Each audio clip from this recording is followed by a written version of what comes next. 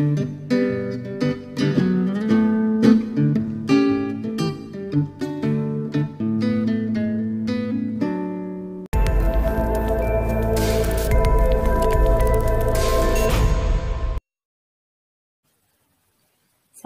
warahmatullahi wabarakatuh dan salam sejahtera untuk kita semua. Halo anak-anak sekalian, apa kabar? Saya berharap hari ini Anda sehat dan semangat untuk memulai pembelajaran. Kali ini kita akan belajar melanjutkan topik untuk ilmu biomedik dasar yaitu sistem endokrin. Sebelum saya melanjutkan ke pembahasan topik ini, saya akan membagikan hasil survei yang kemarin sudah saya bagikan ke Anda tentang apa saja perubahan pada tubuh Anda saat ini jika dibandingkan dengan 10 tahun yang lalu. Saya mengucapkan terima kasih kepada anak-anakku sekalian sebanyak 53 orang yang sudah berpartisipasi dalam survei ini. Nah, dari survei ini silakan diperhatikan untuk tulisan dengan tampilan yang lebih besar itu menandakan bahwa lebih banyak mahasiswa yang menjawabnya. Nah, untuk perubahan tubuh saat ini dibandingkan dengan 10 tahun yang lalu, ternyata kebanyakan itu menjawab tumbuh jerawat. Oke, ya. Jadi ini saat remaja, dulunya tidak berjerawat, sekarang ada jerawat yang tumbuh. Kemudian ada juga yang menjawab bertambah tinggi, ya. Tentu saja ya, Anda yang sekarang dengan 10 tahun yang lalu itu sekarang Anda lebih tinggi, ya. Kemudian ada juga yang menjawab tentang pertumbuhan payudara. Ya, payudaranya mulai membesar. Ada yang menjawab perubahan bentuk tubuh, perubahan warna kulit. Ini yang menarik, ada yang menjawab juga perubahan karakter. Yang kecil-kecil ini beberapa ada yang menyebutkan menstruasi dan mimpi basah. Oke, jadi kira-kira dari jawaban anak-anakku sekalian ini, kita dapat mengetahui bahwa tubuh Anda yang sekarang ini itu berbeda dengan Anda yang 10 tahun yang lalu. Nah, kalau pertanyaan berikutnya saya berikan, yaitu kira-kira bagaimana tubuh atau fisik Anda 10 tahun dari sekarang atau 10 tahun mendatang? Apakah tadi yang menjawab bahwa terjadi pertambahan tinggi badan itu badannya akan terus tumbuh ya sampai 10 tahun ke depan, ataukah ada yang mengatakan tadi bahwa badannya bertambah besar? Apakah nanti 10 tahun mendatang itu akan dari yang sebesar ini akan menjadi lebih gendut lagi, lebih besar lagi, atau seperti apa? Yang tadi menyebutkan ada jerawat, apakah jerawat yang ada saat ini akan bertahan hingga 10 tahun mendatang?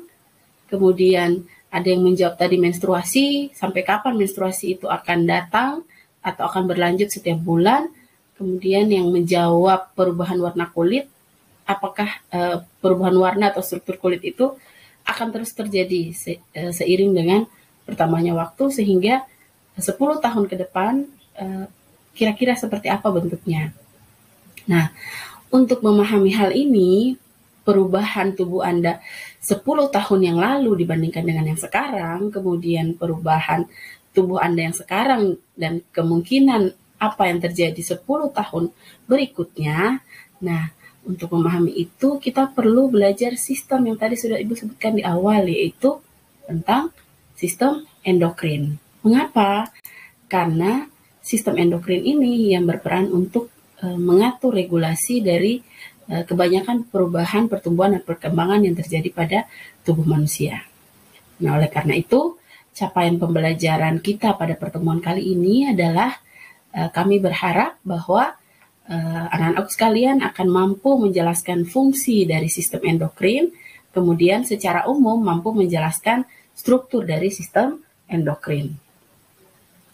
Oke, setiap mempelajari sistem dalam ilmu biomedik dasar atau anatomi fisiologi, saya selalu menampilkan gambar ini, yaitu integrasi antara sistem yang ada dalam tubuh. Beberapa di antaranya kita sudah pelajari, sistem saraf, kemudian sistem muskuloskeletal, ya, sistem integumen, itu sudah dibahas beberapa pertemuan yang lalu. Nah, kali ini kita membahas sistem endokrin. Nah, kembali kalau memperhatikan gambar ini, maka sistem endokrin itu posisinya ada di atas sama seperti sistem saraf. Kalau kemarin sistem saraf itu adalah kita sebut sebagai pemimpin, regulator di dalam sistem tubuh lainnya, maka endokrin juga sama. Jadi endokrin juga berperan sebagai regulator atau sistem yang mengatur berbagai fungsi-fungsi dari kelangsungan sistem yang lain. Ya, nanti kita akan bahas setelah ini. Jadi ingat, kalau berbicara tentang integrasi sistem di dalam tubuh untuk menjaga keseimbangan atau homeostasis, maka posisi regulator itu diperankan oleh sistem saraf dan sistem endokrin. Nah, bagaimana fungsi sistem endokrin ini meregulasi apa saja yang diregulasi oleh sistem endokrin? Yang pertama, pertumbuhan dan perkembangan. Jadi, pertumbuhan tulang, bertambah tinggi badan Anda, ya, kemudian perkembangan tubuh, perubahan tadi ada yang dari tidak payudaranya kecil atau payudaranya seperti laki-laki ketika umur masih anak-anak, ketika masuk ke remaja payudaranya bertambah besar. Nah, perubahan pertumbuhan dan perkembangan ini diperankan oleh sistem endokrin. Yang berikut adalah metabolisme air dan elektrolit. Ini juga salah satu fungsi dasar dari sistem endokrin. Jadi, mengapa pada saat cuaca panas kita cenderung lebih banyak mengeluarkan keringat, sementara pada saat hujan atau cuaca yang dingin itu kita cenderung sangat sedikit mengeluarkan keringat, dan kita harus menggunakan baju yang lebih tebal untuk bisa menghangatkan diri, ya. Jadi metabolisme air dan elektrolit ini juga diatur oleh sistem endokrin. Yang ketiga adalah adaptasi tubuh terhadap stres, ya. Jadi ingat bahwa tubuh kita itu adalah sistem yang setiap saat itu akan terpapar dengan perubahan yang terjadi di lingkungan luar, ya, maupun perubahan yang terjadi di dalam tubuh sendiri. Nah, untuk bisa beradaptasi terhadap stres, maka diperlukan penyesuaian, diperlukan regulasi dari sistem endokrin. Ibu misalkan saja, kalau misalnya ada anak-anakku sekalian yang punya pengalaman menakutkan atau menegangkan seperti dikejar anjing, ya. Nah, tentu itu situasi yang stres. Nah, untuk bisa beradaptasi atau untuk bisa lari dari kejaran anjing, maka tentu kita butuh energi yang banyak, ya. Kita butuh asupan oksigen yang banyak untuk otot, ya, agar supaya bisa berlari dengan kencang. Nah, pada waktu anak-anak sekalian dikejar anjing, tentu pada saat itu kita mungkin akan berperan seperti seorang atlet sprint atau pelari cepat, akan lari sangat cepat. Kalau misalnya pada saat itu ada pagar atau ada tembok, mungkin kadang-kadang kita bisa melompati pagar atau beberapa penghalang karena dalam kondisi stres, tapi kita mampu pada saat itu. Mengapa itu bisa terjadi? Karena terjadi adaptasi di dalam tubuh dengan bantuan sistem endokrin, yaitu dengan mensekresikan beberapa hormon yang berperan untuk meningkatkan denyut jantung, meningkatkan laju aliran darah, meningkatkan asupan oksigen ke dalam darah, membuat kita menjadi lebih aware, lebih peka terhadap lingkungan, ya. Pupil kita itu menjadi lebih besar untuk mampu menyerap cahaya, sehingga kita menjadi lebih siap untuk beradaptasi terhadap kondisi stres, sama seperti yang tadi misalnya adalah ketika kita dikejar oleh anjing. Nah, itu peran yang ketiga dari sistem endokrin. Kemudian yang keempat adalah fungsi reproduksi atau menghasilkan keturunan. Ingat, di pertemuan sebelumnya Ibu sudah menjelaskan bahwa salah satu sistem yang punya peran khusus untuk menjaga kelestarian spesies manusia ini adalah sistem reproduksi. Nah, untuk sistem reproduksi bisa bekerja dengan baik, ya, termasuk tadi ada yang menjawab menstruasi setiap bulan. Tadi ada kecil juga tulisan di survei tadi yang Ibu baca, mimpi basah, ya, untuk yang laki-laki. Nah, perubahan itu bisa terjadi, itu adalah indikator bahwa fungsi reproduksi dari anak-anakku sekalian itu sementara bekerja. Nah, itu bisa terjadi karena ada regulasi dari sistem endokrin dengan sekresi hormon-hormon yang berperan untuk reproduksi, misalnya untuk laki-laki testosteron dan untuk yang perempuan adalah estrogen. Tapi nanti kita akan bahas pada pertemuan berikutnya. Nah, yang berikut, yang kelima adalah sistem ini berperan juga untuk regulasi dan produksi sel darah merah. Jadi untuk mengatur sirkulasi darah bersama-sama nanti tentunya dengan sistem saraf, kemudian produksi sel darah merah, itu juga ada satu hormon dari sistem endokrin yang berperan untuk melakukan hal tersebut, yaitu hormon eritropoietin. Mungkin lebih jelas lagi ketika Anda dan saya sudah berpindah ke macam-macam kelenjar endokrin yang berperan untuk mensekresikan hormon. Tapi pada konsep kali ini saya ingin menekankan ke anak-anakku sekalian bahwa keberadaan sistem endokrin itu sangat penting untuk menjaga homeostasis, untuk menjaga keseimbangan tubuh manusia agar dapat berfungsi dengan optimal. Nah, tentu karena sistem endokrin ini adalah sebuah sistem organ, nah dia akan tersusun oleh perangkat-perangkatnya. Ingat lagi materi sebelumnya bahwa ketika kita berbicara tentang organisasi makhluk hidup termasuk manusia, maka level paling dasar adalah sel, kemudian jaringan, organ, sistem organ, dan organisme. Nah, sistem endokrin sekarang berada pada posisi sistem organ. Tentu saja dia dibangun oleh organ atau jaringan untuk menyusunnya. Nah, organ pada sistem endokrin ini kita sebut dengan kelenjar endokrin. Nah, fungsinya apa? Jadi fungsi kelenjar endokrin ini adalah menghasilkan sebuah substansi atau zat kimia yang disebut dengan hormon. Jadi organnya adalah kelenjar endokrin, fungsinya dari kelenjar endokrin itu adalah untuk mensekresikan hormon. Tadi Ibu sudah sempat sebutkan bahwa yang disebut dengan hormon adalah substansi kimia disekresikan kemana? Yang disekresikan ke dalam darah. Jadi kelenjar endokrin memproduksi hormon, hormon itu akan disekresikan ke dalam darah. Nah, ketika sampai di darah, hormon itu akan bersirkulasi dan akan mencapai sel target, ya, sel target khusus atau sel yang menjadi sasaran dari hormon itu dapat bekerja. Atau kita sebut juga dengan organ target. Nah, ingat, biasanya di sistem yang lain, misalnya sistem pencernaan atau sistem saraf, itu ada saluran yang menghubungkan antara satu organ dengan organ yang lain. Nah, tapi yang khusus nih dari sistem endokrin adalah kelenjar endokrin itu dia tidak terhubung secara langsung, ya. Jadi terletak menyebar pada area tubuh tertentu. Ini contoh saja beberapa kelenjar endokrin yang terdapat dalam tubuh. Di bagian kepala ada kelenjar hipotalamus, kemudian ada hipofisis, di leher ada kelenjar tiroid, kemudian ada pankreas, ya. Ada kelenjar adrenal yang terletak di bagian suprarenal atau di atas ginjal. Pada organ reproduksi wanita ada kelenjar endokrin yaitu ovarium, kemudian ada juga pada pria disebut dengan testis, ya. Jadi kalau melihat gambar ini kita dapat mengetahui bahwa letak dari kelenjar endokrin ini memang tersebar, ya, tidak punya saluran atau di satu tempat khusus, tapi dia tersebar di berbagai sistem atau di berbagai bagian tubuh.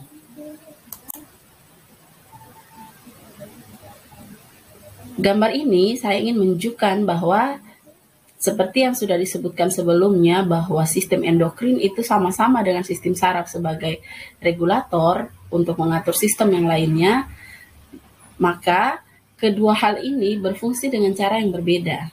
Ibu review saja untuk sistem saraf, ini ingat ya, ada sistem saraf pusat, otak dan medula spinalis, kemudian akan keluar serabut-serabut saraf dari otak, kemudian dari medula spinalis yang kita sebut dengan sistem saraf perifer.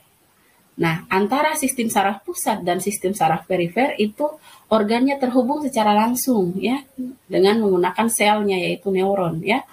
Nah, kalau misalnya sistem saraf itu kita misalkan seperti kerjanya seperti sistem listrik atau PLN, di mana pusatnya itu ada di gardu PLN di kantor pusat. Nah, dari kantor pusat listrik itu akan disalurkan ke gardu-gardu besar di sepanjang jalan. Dari gardu-gardu besar itu baru akan diteruskan ke kabel-kabel yang semakin mengecil dan akan menuju ke rumah-rumah, ya. Nah, kalau misalnya ada satu kabel yang terputus ke arah rumah kita, maka tentu saja listrik di bagian situ akan tidak bisa bekerja atau akan mati. Nah, sistem saraf bekerja seperti itu. Jadi antara pusat dengan yang perifer itu terhubung secara langsung melalui sistem listrik atau sistem perkabelan yang diperankan tentu saja oleh sel saraf yang kita sebut dengan neuron. Nah, sementara sistem endokrin itu tidak demikian. Tadi Ibu sudah sebutkan bahwa sistem endokrin itu bekerjanya, organnya itu terletaknya menyebar. Karena menyebar, maka organ-organ ini tidak punya penghubung secara langsung. Nah, bagaimana mereka terhubung dengan sel targetnya tadi? Biasanya saya contohkan, kalau sistem saraf itu seperti PLN, maka sistem endokrin itu bekerja seperti halnya radio. Ya, mungkin anak-anak sekalian sekarang sudah jarang mendengarkan radio, ya, radio yang jadul yang kita putar-putar tune-nya untuk mencari siaran. Nah, biasanya siaran radio itu dia tersebar, ada frekuensinya itu tersebar di udara, tersebar, ya. Nanti yang bisa menangkapnya itu adalah organnya kita, radionya kita. Jadi radio kita itu, kalau misalnya saya ingin menonton Radio Republik Indonesia, RRI, maka saya harus men-set frekuensinya itu cocok dengan frekuensi dari Radio RRI. Kalau saya mau mendengarkan Prambors atau mendengarkan siaran yang lain, maka tentu saja untuk mendapatkannya saya harus menyocokkan frekuensinya itu dengan frekuensi dari radio. Nah, begitu juga yang terjadi pada sistem endokrin. Jadi untuk radio itu kita sebut dengan organ dari organ target atau sel target dari sistem endokrin. Kemudian nanti untuk bisa menangkap, tentu saja radio kita punya antena. Nah, antena itu yang disebut dengan reseptor. Jadi di setiap organ target dari sistem endokrin itu ada reseptor yang bekerja untuk menangkap hormon yang disekresikan oleh kelenjar endokrin ke dalam darah. Ingat ya, sesuatu kalau di darah itu bisa akan mencapai seluruh sel yang ada di dalam tubuh. Nah, hormon ini dia bisa bekerja pada sel tertentu yang kita sebut sel target, tadi Ibu sudah sebutkan.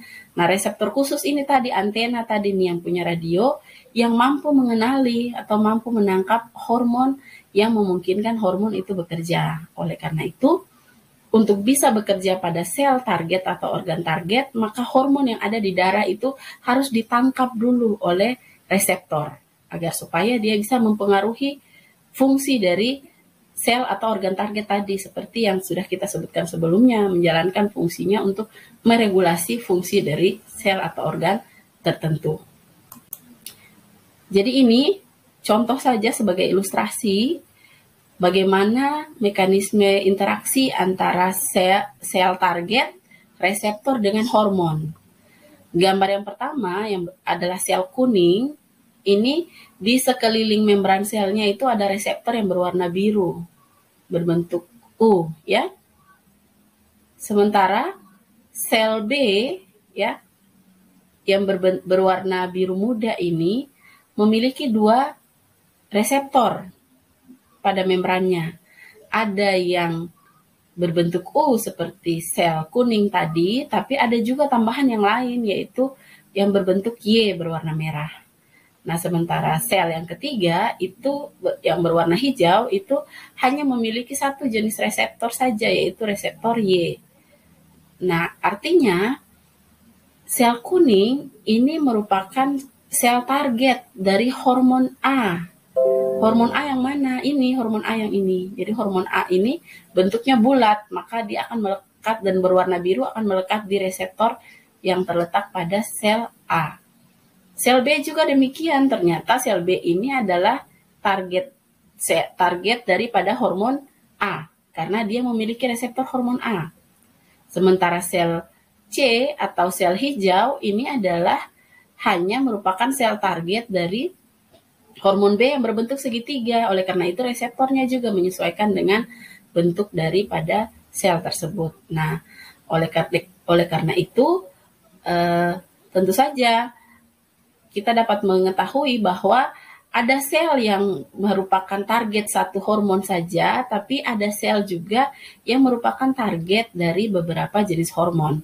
Supaya dia bisa menangkap hormon yang disirkulasi dalam darah, maka sel itu harus punya reseptor yang terekspresi, biasanya pada membran sel. Nah, tentu saja bentuknya tidak seperti ini, tapi ilustrasinya adalah bahwa harus cocok antara hormon yang akan ditangkap dengan reseptor yang akan menangkap, supaya bisa memberikan pengaruh pada sel tersebut.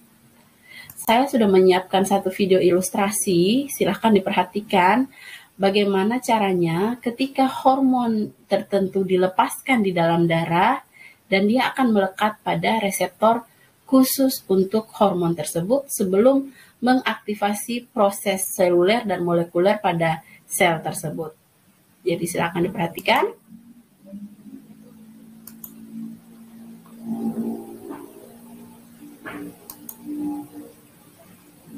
Yang bunga-bunga ya itu adalah hormonnya, kemudian ini adalah reseptornya. Apakah bisa terlihat?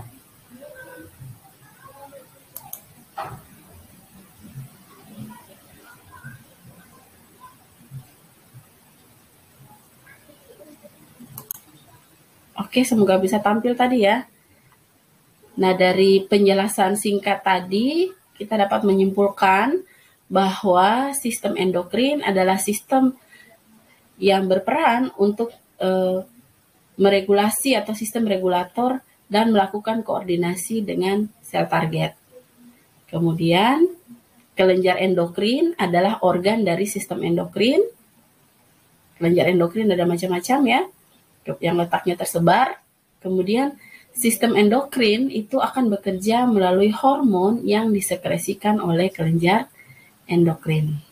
Nah, saya kira untuk pertemuan kali ini cukup. Kita akan lanjutkan dengan sesi diskusi dan pembahasan masing-masing hormon setelah ini atau pada pertemuan berikut. Terima kasih. Semoga bermanfaat. Ini referensi yang saya gunakan. Jangan lupa untuk membaca modul yang sudah saya siapkan.